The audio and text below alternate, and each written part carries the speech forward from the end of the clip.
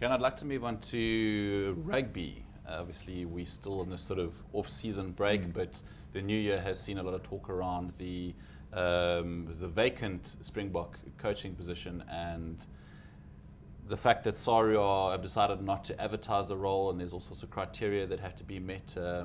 Is Alistair Coetzee still the sort of favourite front runner, which should be announced, I believe, in March? John Mitchell, who's now been appointed the USA coach, has had a lot to say about the rugby culture here, and the year hasn't started off on a positive note for South African rugby. No, it certainly hasn't. It didn't end on a positive note and hasn't started on a positive note. You know, Hanneke Meyer stepped down early December now. We thought he was going to have his role extended in sort of the 10th or 12th of December. As it turns out, we haven't named a new coach. It now appears that only towards the end of March will the new coach be revealed. You know, as you correctly said, the role hasn't been advertised. Sorry, say they're going to headhunt a replacement for Hanneke Meyer.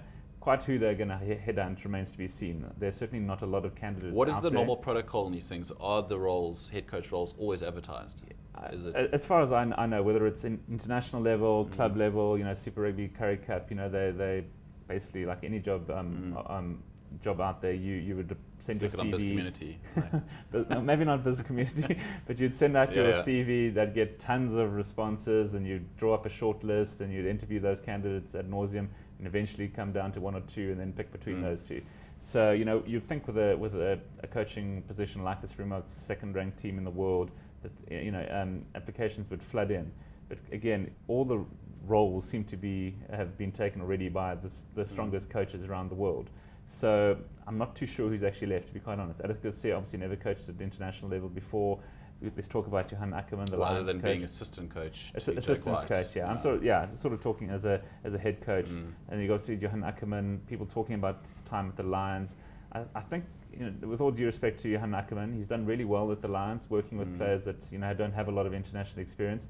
But he did sort of come 10th in Super Rugby last year. He's a far better Currie Cup coach. But, you know, if you delve deeper into Currie Cup rugby, who really plays Currie Cup rugby from the opposition and the Springboks? And was that not a sort of a strategy or a culture that John Mitchell had instilled? Yeah, absolutely. Beforehand. He sort of inherited what John Mitchell did at the Lions. So, you know, it's difficult to say. And he's still a young coach. You know, he's still got many, many years ahead of him. I'm not saying he'll never be a Springbok coach. I just can't see him this time round getting the job. And then you've got people like John Plumtree, also, you know, ex-New Zealand, having coached at the Sharks as well.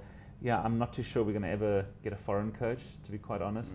Something just tells me that we're going to try every single option as a South African option first before we look overseas. So it looks like Alistair Coetzee is the favourite. Whether he accepts the role remains to be seen. You know, he's probably been paid a fortune to be in Japan as it is. I've heard rumours that, you know, he won't be allowed to choose his assistant coaches. So it'll be effectively Alistair Coetzee inheriting what Hanneke Meyer had. And when you look at any Springbok practice and you go to and you watch what the coach does, and then he sort of oversees what the defence coach does, the backline coach, the forwards coach. They're more hands-on. So if that doesn't change at all, I'm not too sure what Alistair Coetzee actually adds to that. You know, he'll be just the face that'll, you know, chat to the media, answer questions, and basically the one whose head is on the block at the end of the day. So I'm not sure Alistair Coetzee really wants that. To be quite honest, we think Eddie Jones headed over to England and they cleaned out all the assistants. You know, people like Andy Farrell, who's a sort of legend in English rugby for the last couple of years. They're all gone. Didn't matter what it cost to get rid of them, they've all gone. So, you know, England are happy to do that. I can't see Sari really doing that. Whoever takes over is going to have to sort of inherit what Hanneke Meyer had. So, you know, it's a little bit worrying. You know, end of March, that leaves you sort of 3 months before the Irish come to South Africa for a three-test mid-year series. Then you head into the Rugby Championship. So it's a big year. So, you know, it's a little bit worrying, to be quite honest. So we'll see what happens.